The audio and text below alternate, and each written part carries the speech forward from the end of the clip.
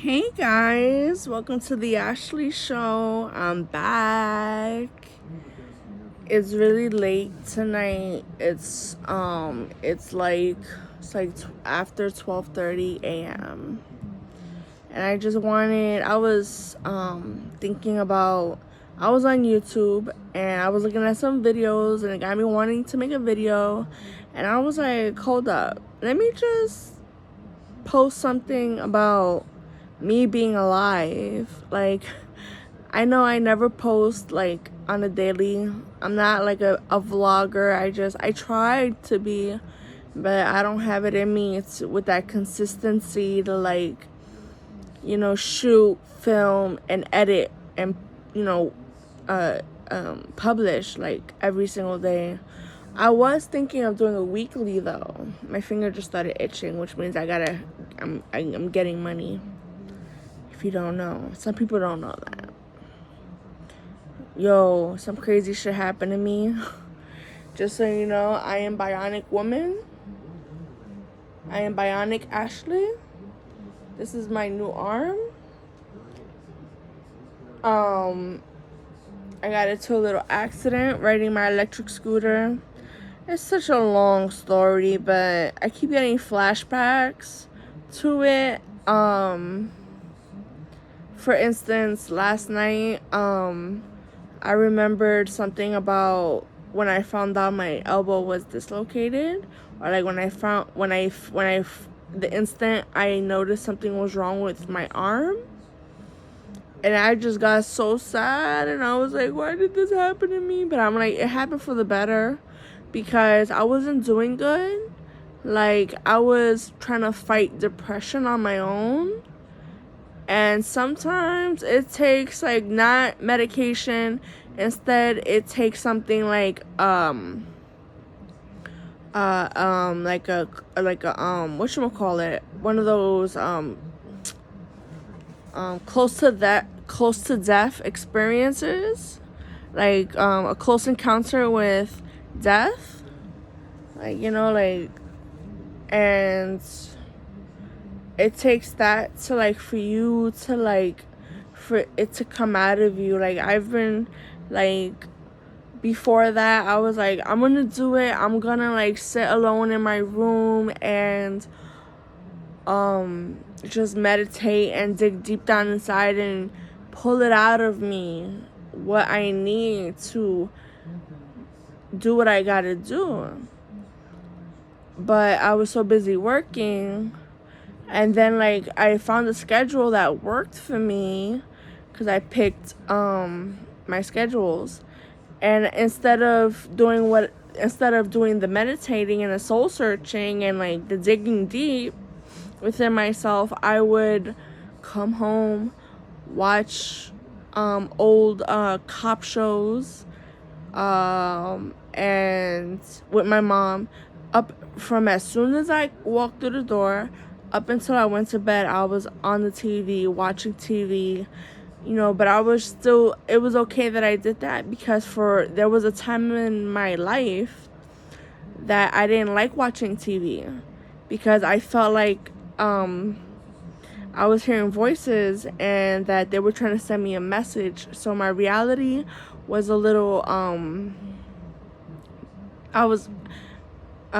my reality wasn't clear. It was blurred. I read too much into it, and it wasn't healthy for me. It wasn't healthy for anyone in my family, because I didn't want to do it alone. So I would tell people. I would tell my mom, and then my brother would hear it, and he'd be like, oh God, here she goes. And I started going on a rant, because I'm like, why doesn't anyone believe me? But man, I don't even, none of that shit is even valid anymore. I worked on that by taking my medication, but also fixing what was in my mind about people reading my thoughts. Not maybe you didn't know about this, but I was diagnosed with schizophrenia. So some of the symptoms are you think people are reading your thoughts. And I really did think I was communicating telepathically with it could be anybody. It could be the next door neighbor, or it could be like the president of the United States, or it could be like Osama bin Laden, like, I know where you are.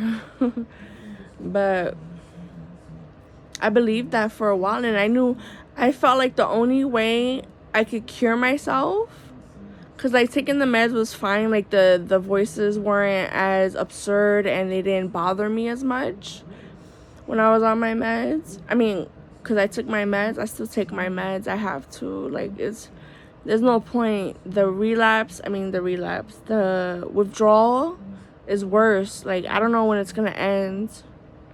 I don't know, like, I've been, it takes like 4 weeks, and then like I end up getting hospitalized. That's the longest I've been without my meds.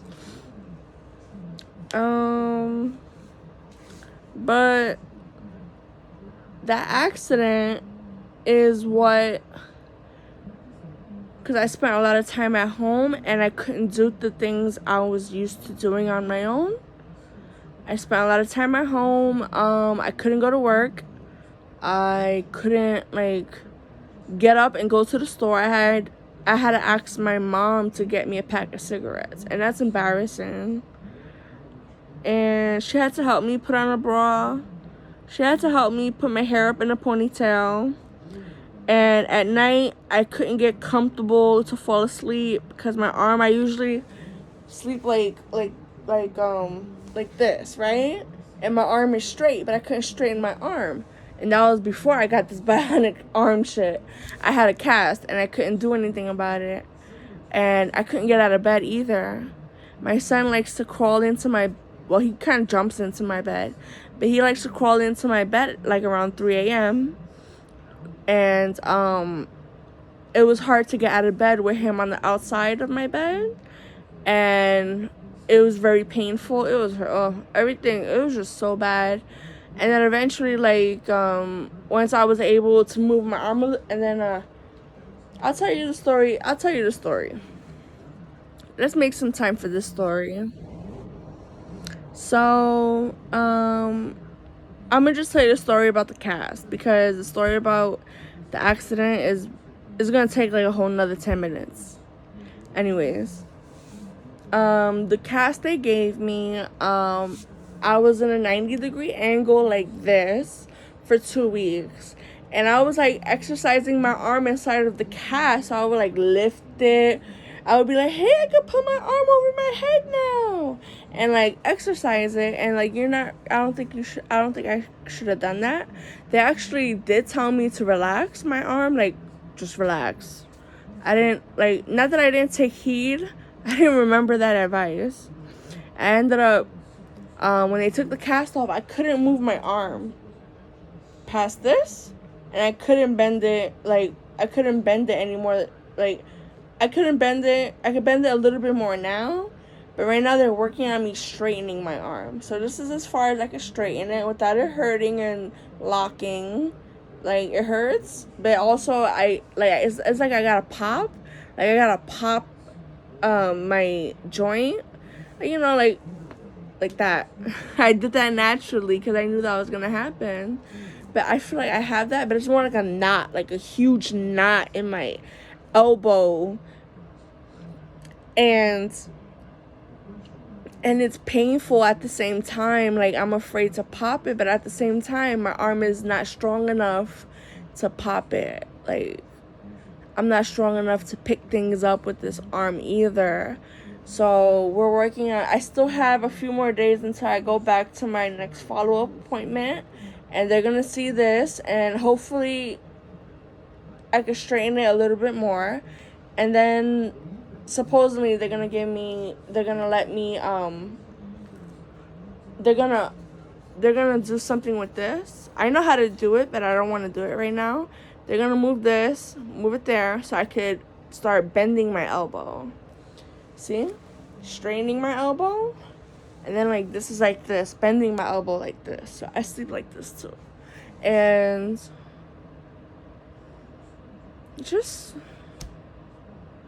And then I'm supposed to get a CT scan. I don't know, man. I'm like so worried. Like, you know, when it's possible, but you still get that a little bit of doubt in you, and you can't help but like let it like grow bigger and bigger until like it consumes you. I'm trying not to let that happen because it's a waste of time. It really is. Like, you don't want to,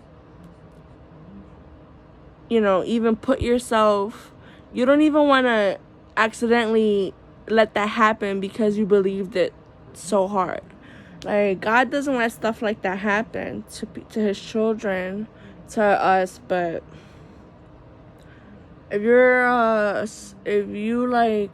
know the power of your mind, once you know like the stuff that God was trying not to let us know, like Adam and Eve, they bit the apple from the tree of good and bad and knowledge, of good and evil and knowledge. No, I gotta delete this. I gotta delete this whole thing. No, I'm just joking. I'm gonna edit it. God is just the tree of knowledge. What was I talking about?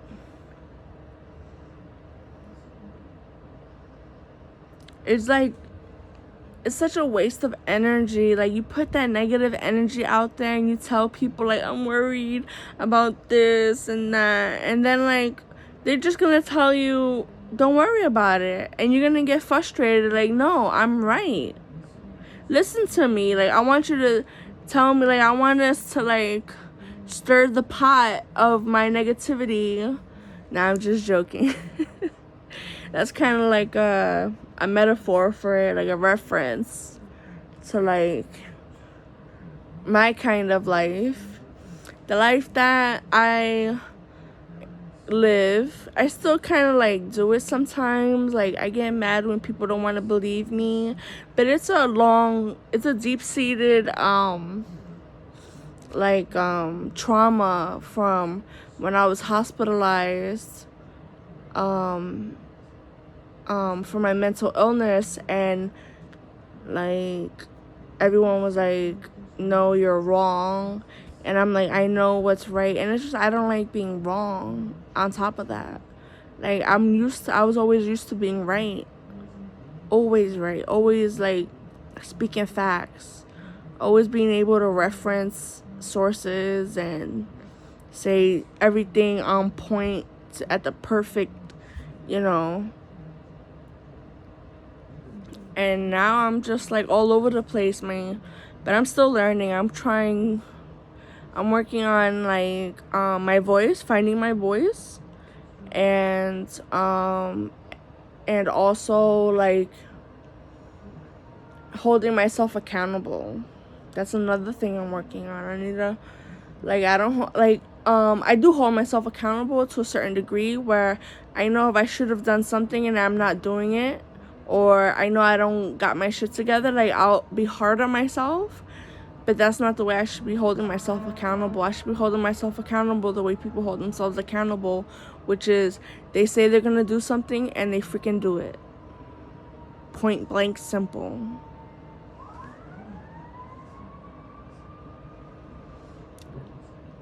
So all of that, you know, like not being able to get out of bed, like, that's just the start of my day. Like, I have a hard time getting out of bed. If I lean on my hand like this to get out of bed, it's painful, you know. I can't take a bath, like, or a shower. I can now because of this, but with the cast, I had to take a bird bath because I couldn't with the cast. It was like made of that material that, you know, like mache or whatever, paper mache. Art class, millennial. That was funny. And what else? All right, I'm already up to 14 minutes. I'm gonna try and wrap this up. What was I talking about? Oh yeah, how the accident, like the near, that's the word, that's the coin term I was looking for. It's called the near death experience. And I was so close to death, but not really that close. Like, I was still lucky, you know. Like, it's not like a car ran by me. No, he was a few feet away from me, And it was funny because it ended up being one of those ambulatory whatchamacallit, like an ambulatory truck, but it wasn't the EMT or the hospital. It was the Accessorides. And I was like, oh, you guys come quick. I'm like, I'm on the ground and I see him, and the guy opens his door and he's like, are you okay? And I'm thinking, and I look at him, I recognize it's an Accessoride, and I'm like, God, you work quick. Right? And then I was just like, call 911. I'm like, I know I can't just hop on there. Like, if he was to do that deed for me, it would be a good service to mankind on my end. But that wasn't possible. Actually, I was in so much pain. I didn't know what the fuck was going on. Let me not get into that. I spent a lot of time at home, and I was so bored out of my mind. I remember, what day was it that I started doing Fountain House? I think it was Wednesday. I'm a member of Fountain House, which is a clubhouse for people like me who have mental illnesses, mental health issues. Like, we all understand each other. Like, we go in there, and like, and it's different people, and it's people of all ages, but you have to be 18 to start becoming a member, and it's all the way up to, like, they have like their own senior citizen center called the Silver Center. So since COVID, we've been doing everything online through Zoom, and I've always gotten the texts for the Zoom meetings for my unit. And I would hop in once in a blue. Like, if I was up early if I was up early on a Monday, I'd be like, I'm gonna start doing Fountain House starting today before work. And then like the next day I'd end up waking late because I overslept. And like before this incident, like I was saying, I was taking life for granted, really. Like, all the things I could do, like taking those little things for granted, because when I couldn't move my arm, and even when I had this, I still needed a little bit of help. It took a while for me to straighten my arm this much. It's going pretty good. And it hurts right now. Like, my bicep is like tender. It's like I've been moving it so much. I've been like bending and straightening my arm just to like get it to exercise all day today, and it's starting to hurt. My point was, let me get back on track. Was yeah, I was taking those little things for granted, like putting on a bra and I could brush my hair with one arm, right? I did that, but I needed my mom to put my hair up in a ponytail. But she was so short that when we did it in the beginning, it came out really ugly. Oh God, I wish I took a picture of it to prove it to you. And it was such a bad ponytail. It was like kind of low, and then like it was like uneven on, like it was like broken up on the top. It had like, and then like I would sit down and she would do it, and it came out a little bit better, but it was just it was just like, I took those things for granted, you know, even taking a shower. And like, even though I took a shower for granted,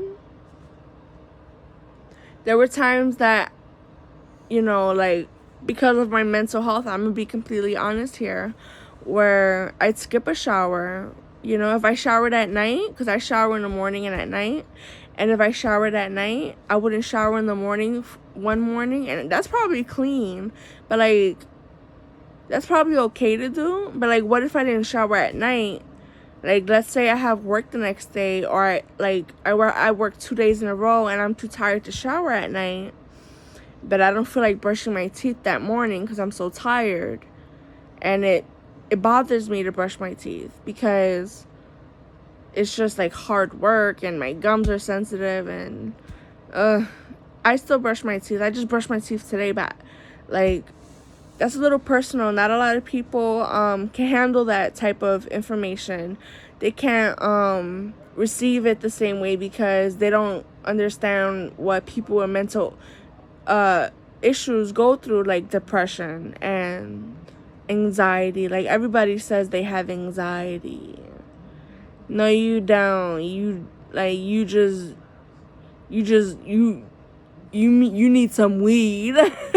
Like, you're so addicted to weed that when you don't have it, you feel the withdrawal effects of not having weed. Everybody smokes weed, bro. Even, like, Elon Musk smokes weed. President Obama smokes weed. Like, the only one that doesn't smoke weed is Bill Gates. He's a nerd. Nah, I'm just joking. Yo, I got jokes. I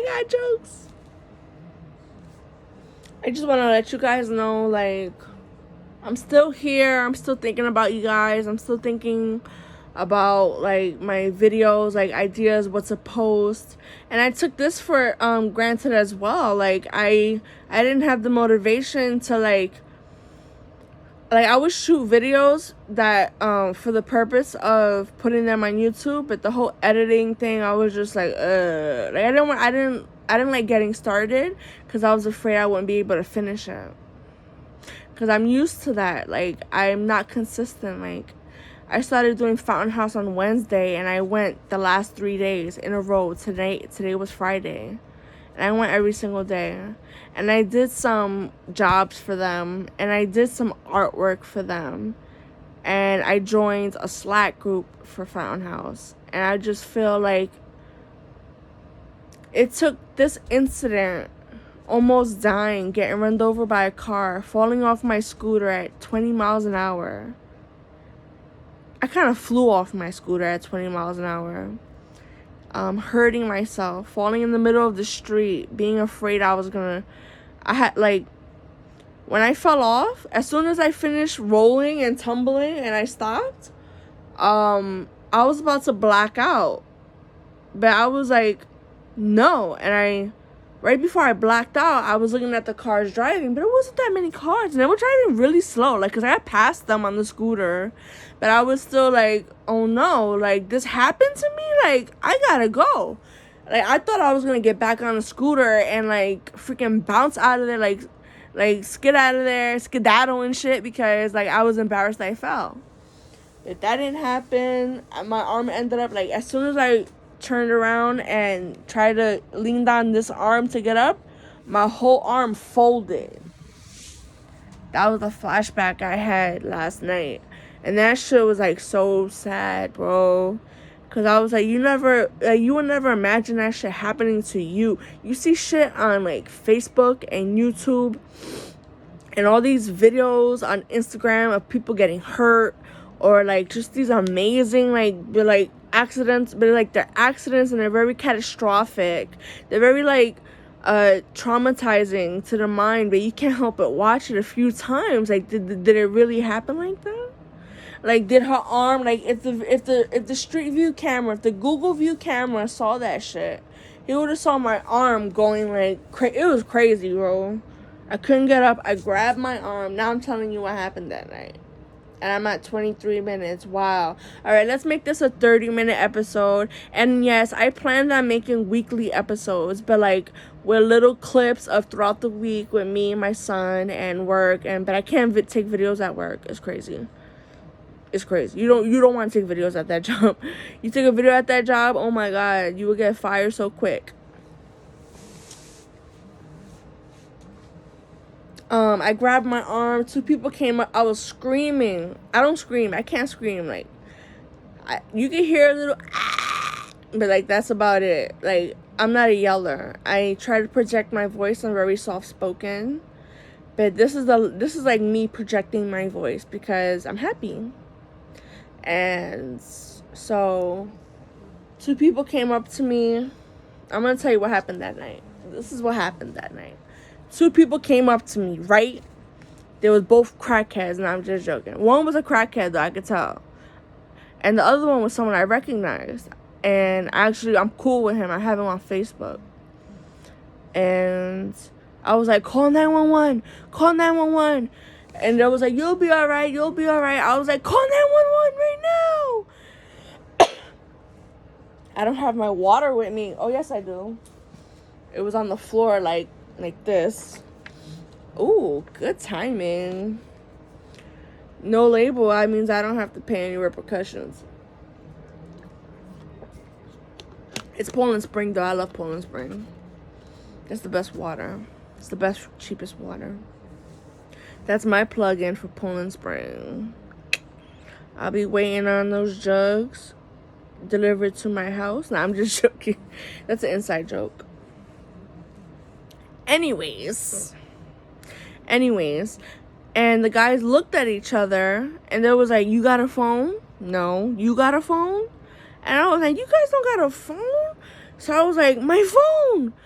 I was like, first, I didn't think about my phone. I was like, I gotta go to the store and get them to call 911. So boom, I'm trying to get up. My arm hurt so bad. I was just like, I'm just holding it still because I didn't know if it was broken. I wasn't trying to move it that much. But nobody could help me in the middle of the street. And I had to get out of the middle of the street, by the way. So I walk into the store. There's like three delis open, but I went into two of them because they were like the closest ones. They were like on the street, on Pitt Street, and the corner store. I went into the corner store first, where I don't always go there. I'm lying. But the guy knows me, you know? And I go in there, and I have, mind you, I have 2 masks on because I was doing Uber Eats deliveries. And it was my second time doing deliveries, and that shit happened. So, never again. First time was great. I made like $18 an hour. Second time, the accident happened. I'm a little scared. I'm a little petrified from it. But I already hopped on a scooter with my arm in a cast. Like, when I got my scooter back, because I let the guy recognize. Anyways, let me tell you the story. Let me just tell you the story. I walk in the store. I have like a mask on and a gaiter over it. And I have my glasses, and I think I had a hat because it was cold that night. It was fucking freezing, bro. This was in like April. It was April 21st, 2021. 4/21/2021. Boom. It was like 9 p.m. when I left my house. 9:30, what or something like that. And I walk in the store, and I'm like, call 911, my arm is broken. I'm asking really like patiently and like, but he doesn't get up, and he just stares at me like this. And he don't got a mask on. He's just like this. Looking at me like, he doesn't even look away from me. He just looks at me like he doesn't understand what I'm saying. And I'm like, I know you speak English, motherfucker. Come to think of it, his English is not that great anyways. But I was like, call 911. Call 911. Call 911. And the guy is like, he's just like,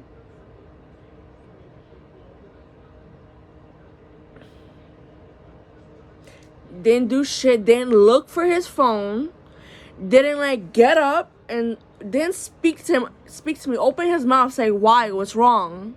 911, I recognize that number. What's the emergency? Nigga didn't do shit. And then, so I'm like, what's going on? No, I don't remember what I said after that, but next thing you know, some tall white lady that I've never seen before, who's probably a yuppie from like Rivington and Orchard or something, shopping in the store. She looked like a model too, but like really like covered up in a lot of layers and a big like sun hat. And she was white, and her voice was deep, kind of deep, like mine, but more like, what's her name? Scarlett Johansson. And she was like, you shouldn't call 911. I was like, just call 911. She was like, don't call 911. That bill is gonna, she said something about the bill being so freaking expensive and so ridiculously priced that that it's better I'd call an Uber. So I was like, and I was going through some stuff with like my insurance at the time because I was switching over to my job's benefits, my job's insurance. So I was like, I don't know if I still have Medicaid, but I was insured. So I went to look for my phone so I can I downloaded an Uber. I already had Uber on my phone, so I could get a ride. It's real easy. Like, I don't need to pay for anything, but still, like, my insurance was on. So I go to the next store. Same shit happens with the guy in the back of the counter. He looks at me funny. He's younger, so he looked at me funny, like, I'm not, like, don't tell me what to do. And I'm just like, what the fuck is wrong with everybody? And I know. Shit was crazy, bro. I need some chapstick. My lips is mad tight. And then it's like this pale Puerto Rican guy. I swear to God, he was like an angel. He was my guardian angel, because he didn't have a phone either. Nobody had a freaking phone. I was like, why doesn't anyone have a phone? In my head, I'm like, wow, why is this happening? Like, this is the funniest shit ever. I can't wait to tell people this story. Nobody had a freaking phone. We're in 2021, where Obama phones are now like iPhones. Well, they're really advanced. They advanced their shit though. The Obama phones. You don't gotta pay. All you gotta pay is $50, and you got like a beautiful, like, smartphone, Android. Like, it's big screen. You know, about 16 gigabytes, maybe 28. No, I'm just joking. Back to the story. He asked the guy behind the counter in a calm voice, "Can you loan me your phone so I can call 911 for her?" And he was like, sit down right there, sit down right there. It was like a box with like 2 liters, so I don't know what was in it. I was afraid I was gonna fall in it, so I sat on it really lightly, and like I supported myself most of the time. He called 911. They came kind of quickly. They came in like 10 minutes, 5 minutes, it felt like 5 minutes. I think somebody called 911 when I went to the first store. Somebody was calling 911 for me, because I could hear them saying, like, I could hear them in the background saying the address. Like, what's the address of the store? And they're telling, like, the first responder. They're not, no, let me tell you something. I watched the show 911. The people you talk on the phone with. Alright, that's a whole nother story. I'm gonna save that for another episode. New York City 911 operators are not first responders, because they're not trained to be first responders.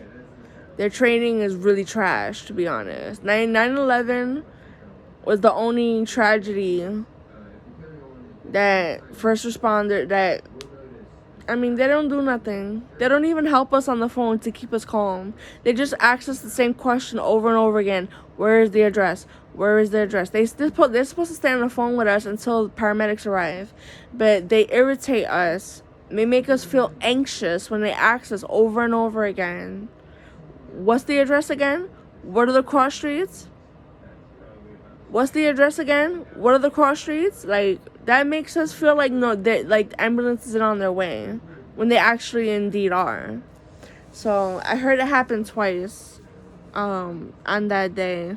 First, when in the first store, when someone behind me was calling, and again when the Spanish guy was coming. So they came like in like 4 to 5 minutes.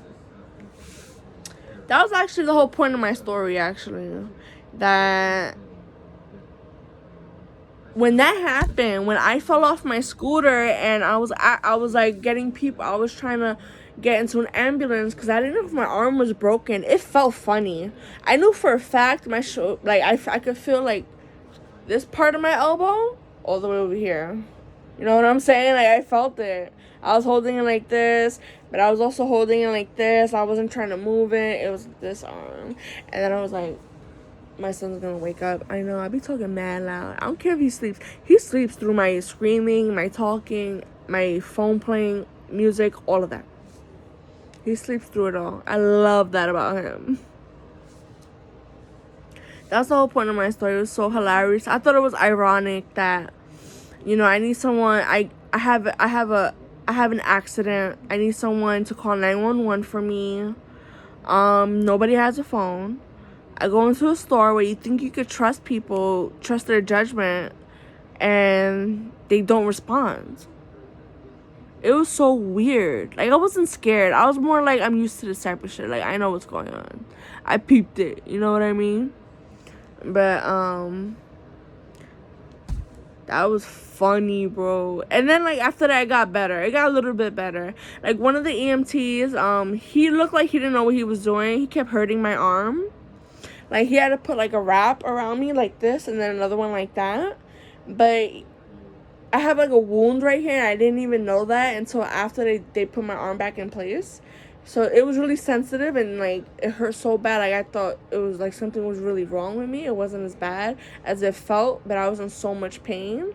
And the guy, like, he kept, like, he wasn't being careful. I felt like he wasn't being careful with treating my arm, you know, delicately, where you don't move it.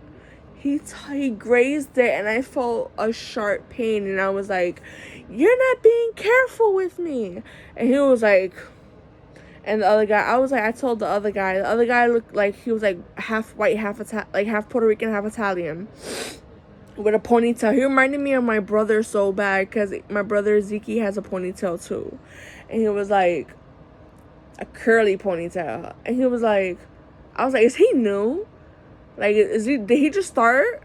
He was like, no, he's been here for a while. And, like, he's the serious one. He's the one that's, like, the driver. So he's, like, real serious, not really looking at me, not really asking me any questions. The guy that put the arm thing around me, that was, like, I was like, don't touch me. You fucking bitch. I was like, don't fucking touch me, bitch. But I was cool, yo. I was just, like, crying. I kept it cool. Like, I answered this question. I was like, I'm 31. Like, yes, I have insurance. I have Medicaid. I don't know. I'm not sure. But I wasn't getting into that. I was just like, yeah, I got Medicaid. This is my birthday. I live here. I forgot the other questions they asked. But he was like, I was like, you need to put the belt on me. And I was like, yeah, we're going to, okay. Because I don't want to fall. Because it's going to hurt. And then, like, he's like, be careful. It's going to get bumpy. They took me to Bellevue. They took the FDR to Bellevue, and it got real bumpy, and the whole time I was crying like a little baby, and I was like, God, why did this happen to me? And I'm just, like, crying and wailing, and I couldn't help it. I was trying not to cry. I was trying so hard not to look like a freaking Toto brain, because I was, like, I felt weird. Like, it was such a weird experience, but it was very, like, because I was able to, like, quiet down and, like, just breathe. And the guy was like, he felt kind of bad for me, and I felt kind of bad for yelling at him for saying that he wasn't being careful. But, like, I don't give a fuck, because I'm in pain. Like, I could do that shit. And I go into the hospital. They take me in right away. I see some 7:30 people, and I'm just like, Bellevue. Like, I was born in this hospital, bro. I come here, like, every year. I have, like, a freaking, like, I have something wrong with me, like, at least once a year. I come into the emergency room, like, oh, my head hurts. Or, oh, I can't breathe. Like, shit like that. Rarely do I have an actual physical incident. And then, like, you know, after that, it was smooth. Like, everything happened so quickly. I asked for some ice for my elbow. They gave it to me right away. They gave me my shot right away, like some Motrin. It was like 6 times stronger than Motrin or some shit like that, and it didn't work. What else? The doctor, they were doing the transition at the time where they move on to the next shift of doctors, and they have to tell them what's going on. There was mass 7:30 people in there. I was the only one that was a real, like a real incident. Like, I was a real patient. People were in there. Like, this girl was there, like, I had a heart attack or a stroke, some shit like that. And I was like, how do you know? And, like, her story was just like, I was like, that's not a heart attack, bitch. You didn't have a heart attack. You was just, like, anxious for you had a little panic attack for a quick second while you were sleeping. You didn't have a heart attack in your sleep. Like, bitch, you'd be paralyzed. Like, you won't move. Like, I watched a whole bunch of hospital and cop shows that I know about that stuff. I know that when you have a heart attack, you don't feel your heart pounding really quickly. You don't feel that. Because a heart attack is your heart stops beating. Keep that in mind, people. When someone tries to fool you, try to get money out of you in the street or even in church. People come to my church and they go, "Oh, I can't pay the rent this month, next month, and I could get kicked out." My pastor looks right through them and goes, "Oh, maybe you should go to welfare. I'll drive you to welfare. Let's go do that." I'm like, he's smart. I learned a few things from him. Anyways, 40 minutes. Wow. Que puta. You wasted my time. I hope the story was fun. I know I'm good at telling stories. Even though I get a little dissipated and like I don't go from beginning to end. I go like from beginning to middle to beginning middle to beginning middle end to middle end to end middle end middle end middle end. And I just like I never get a chance to finish my story. But that's okay, because I got a chance to do it today. Like I said, it took a freaking life. I almost forgot it again. Near-death experience for me to stop taking my life for granted. And one thing I didn't tell you. My life leading... Oh, I was telling you about it. I wasted a lot of time. Even, like, before I had my son. Like, I would only... My only motivation was to go to work, get paid, so I could have money to pay my bills and get my cigarettes. Like, cigarettes was another, like, debilitating thing. No, it's not debilitating. It's a very negative habit, but it's so hard to break. And my only motivation was to get money, like, just to get my cigarettes. You know what I'm saying? Like, I needed my cigarettes in the morning, and I needed them during the day, and I needed them right before I went to bed. And my motivation was making money, going to work, and going to bed. It wasn't about my son. It wasn't about my health. You know, like, I wasn't going to Fountain House. I'd skip, like, I'd miss certain things that had to do with my son's school, like, but that was because of work, because I was at work, and I wasn't, like, scheduling my shifts the way I had planned on it. Like, I'd forget that, oh, Wednesdays, I talked to someone from my son's school, so don't schedule Wednesdays. And I had remembered that the last week leading up to the accident. Like, I was just, like, trying to get things together. And I thought the Uber Eats thing was, like, a great job for me, because I was getting to know the Lower East Side of my neighborhood. But, you know, and you make mad guap, bro. You make guap. These niggas make like $1,200 a week, and they don't pay taxes. That's the only thing that bothers me about it, is once a year you gotta come up with like at least 30% of what you made that year, because it is documented in the Uber Eats. They send you a 1099. No, not a 1099. I forgot what it is. Like a G 1099, maybe.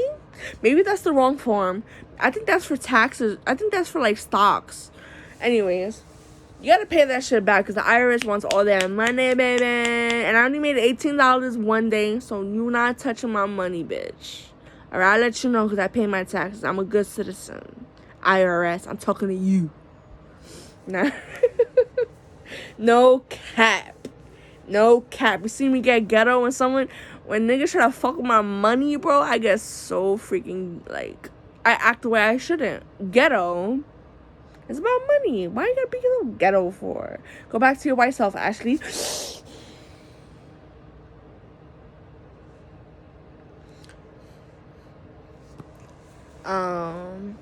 My son breathed mad hard, like he's so exasperated. Okay, I'm about to make this an hour. You guys are gonna be like, I hope you guys aren't pissed at me that you wasted a whole hour listening to my boring ass story. But it's kind of funny. I find it funny. I find it fucking hilarious, bro. My life is so ironic. Like, I feel like my life is like a whole bunch of gray clouds, but you see a silver lining. Like, every incident, every sob story I have is like a gray cloud, and they're all going by.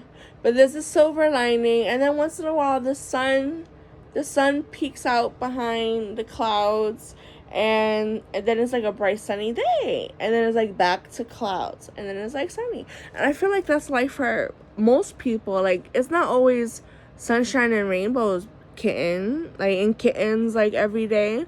Some days we have some days the sun doesn't shine. And that's very true, because I hear a lot about it on social media. A lot of people talk, they call it the ups and downs of life. And that's that's like the meaning to everything in life. Like, what goes up must come down, right? And then if it goes down, it's just likely to go right back up, just to come right back down. It doesn't just go up and down once. People call it the roller coaster. Like, life is like a roller coaster. I used to say that too. That's crazy how I just made that up right now. I was thinking about that before, about how my life is like a gray cloud with a silver lining, but I was referring to how it's ironic and I find the humor in it. You know, like, because it's not all necessarily bad. It's kind of like, it's just dumb. Like, I don't know how to explain it. It's so ironic. Like, I need you to call 911. Nobody has a fucking phone. What type of shit is that? Anyways. And then, like, okay, so this is like everybody's life, right? Everybody, like me anyways. Me and you. Regular people. Today, the sun is shining and it's beautiful. The sky is clear. It's blue. Birds are chirping. The music's playing. And then, like, it's like that for like 3 days, right? Next thing you know, you wake up and it's like a big gray, like, smoggy, like, the windows, like, there's no light shining through the windows, and you feel like achy and like groggy, and you don't want to talk, and you don't feel socialized, and you don't feel like socializing at work, and your feet are dragging. It's like that. It's just like that. And then, like, it's like that for like 2 or 3 days, and then the sun comes back out, and then when it rains, it fucking pours, bro. When it rains for like 30 days and 30 nights, or 40 days or 40 nights. And it's like if it's not one thing, it's another. Like, things just keep piling up, bro. It's crazy. And sometimes the rain could also mean a lot of money. Yo, I really do love money. I keep thinking about it. Yo, word, I've been working hard since I was like 14 years old. That's why I'm not really sick. I take on a lot of responsibility. I took on a lot of responsibility when I was younger. And when I got sick at 18, I got diagnosed with schizophrenia because I started hearing voices. And they put me on meds, and I stopped taking the meds. I was fine for a while, then I had a relapse. And then I had to go, and then I beat that relapse. I just remembered that. I beat the relapse. It took like 2 months. I was like asleep in my bed until one day I woke up, and I was like, I'm done. Right? But my mom did the research. She was like, you're not taking a shower. Like, you're not doing what you're supposed to be doing. I wasn't working at the time. She was like, you're having a schizophrenic relapse. And I was like, fuck out of here. And I started showering every day, and that's what helped me get out of it. Most likely. I'm just getting all these flashbacks and shit. I really feel like I'm finding my voice. Doing, like, today, like, during this video. Something is like, it feels like it's easy, like it's flowing. Like, it's like so, like natural for me. And I feel like these glasses make me look hella sexy. So that's helping that's boosting me a little, that's giving me a little confidence boost. Don't look at my chest. I'm not wearing a bra because it's nighttime. So, that is what happened. That is my story. That is what a lot of things led up to it. It had to do with years of, like, it's in my book called Please Forgive Yourself, but the story ends 3 years ago in 2018, which is why I'm willing to make an I'm willing to rewrite the book and make a second edition. I'm willing to, like, you know, when you think you got everything figured out, I'm afraid to, like, go back to, like, not knowing anything anymore. Like, I'm afraid of having, like, another schizophrenic relapse. That's why I take my medication. And I'm not ready because my son is too young. He needs me. And he doesn't need to see me, like, in his face and, like, you know, acting out. And then, like, I disappear for a few months because I'm in the hospital. He can't visit me. He doesn't understand that stuff. And I don't know if I'm able to explain it to him right now in this point in his life, because he doesn't take in information the same way other children do. And on top of that, he's nonverbal, so I don't know, like, I don't really, like, talk. Like, I talk to him.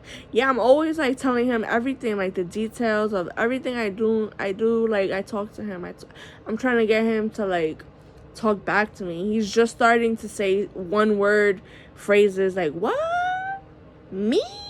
Stuff like that, so I'm very proud of him. He came a long way. And my mom is a freaking saint. She's an angel sent from above. I love her. I love you, mommy. I know you're watching. Chris Brown is the GOAT. Elon Musk is the GOAT. What else? This is this week's news. Elon Musk is the GOAT. Chris Brown will forever be the GOAT. He is the top GOAT out of all GOATs in the GOAT kingdom. And I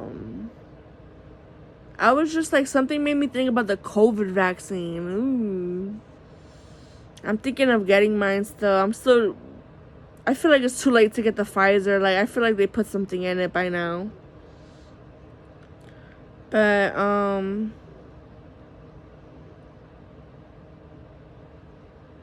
yeah, that's it. I can't think of anything else right now. I'm gonna write some notes on, like, what things I should talk about in my video.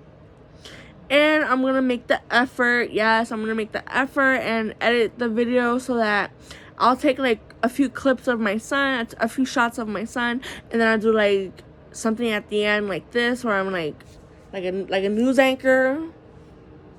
Hi, it's Ron Burgundy here. He didn't talk like that. He said, hi, it's Ron Burgundy here. Nah, I can't do it. I can't do it. He goes, hi, Ron Burgundy here. I can't do it. I have to watch the show. Yeah, I have to watch that show, the Ron Burgundy show, and I have to, and then I'll do it. And then I'll get, like, the that's the sad. That means sad. This means, like, woosah. And I feel like people are really watching this. I don't know why, because it'd be sad if I didn't get to upload this. If something was to happen that I couldn't upload it. Fuck, excuse my language. I'm a sailor. I curse like a sailor. That would suck. Cause this is some good shit. I'm about to stop recording in case something was to happen that the shit gets deleted on its own. And I'm gonna see if I can upload it in this whole 53-minute time frame. And if they give me some shit, then you know I gotta upload this shit the next day, cause I'm going to bed right now. I ain't got no time for that shit. It's fucking like 1 o'clock in the morning. You know, in the camera mode, they wouldn't even show me the time. What type of shit is that? Oh, and I don't got no friends. Not at all. All my friends deaded me because I'm a fucking bitch. I wasn't being a bitch.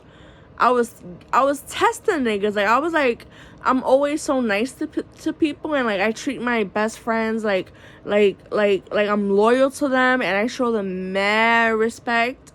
And I'm like, let me just see what'll happen if I showed them, like, if I just said this, or one just got me tight, and I told her some shit like, yo, you need to like get like, you can't be doing shit like that. That's risky. And you know, I try to get back in contact. We didn't talk for like the whole COVID, the whole 2020. That's when we stopped talking, around that time. And then I got some money recently, and I was thinking about them. Like, I want this one to come with me shopping here. I want this one to pick out my makeup here. And I'm like, and then I hit them up, and they're like totally dumb my shit. Like, I didn't even mention the money. To be honest, I didn't say nothing about, oh, I want to go shopping, or you should take, or I want to take us shopping. Like, I was gonna pay for all our shit. Cause they're my besties. Like, I really miss my homegirl, yo. I wish I could say her name. I know she may not be watching this, but she knows who she is. Cause I asked her to come with me to Sephora's, and she said, "Oh, I got an interview or a doctor's appointment tomorrow." I'm like, on a Sunday? She goes, "Oh yeah, I forgot. I got plans tomorrow." And I was like, "Oh, okay." I didn't tell her I was gonna pay for that shit like right away. I'm like, that shows who you really are, because you're still holding a grudge over what I said. And I apologized about it right before I hit you up. Like, I apologized about it the day before I hit you up about Sephora's. So you didn't accept my apology. It shows the type of person you are. And I'm glad I didn't waste my money on you. That's my song. I'm glad I didn't waste my money on you. Yo, I'm acting like I'm rich. I don't got no fucking money, bro. I got like 12 cents in my account right now because I just went to Target and I bought some cryptocurrency all last night. I bought a copy of my birth certificate this morning at 6 o'clock in the morning. What else did I buy? I paid my Capital One credit card bill. I put 100 on that. Put a whole buck. I put a little Benjamin on that shit. Okay, that's enough. Yo, I should have my own show for real. This shit is funny. I like this video. I really like it. It's better than my last videos. My last videos were really like I was real nervous. But right now I feel like I'm being myself. Like how I would act when I'm by myself. Like, and how I am with my friends. But like sometimes when I'm around my friends, I'm not my best self either. But I heard a saying today, and this is what I'm gonna end with. It says, let me see if I could get it straight in my head, like if I could say it word for word perfectly.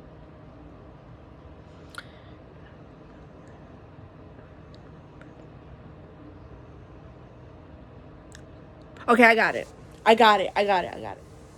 The quote is, you know your friends that bring out the best in you? Hold on to them. Period. That's the end of the quote.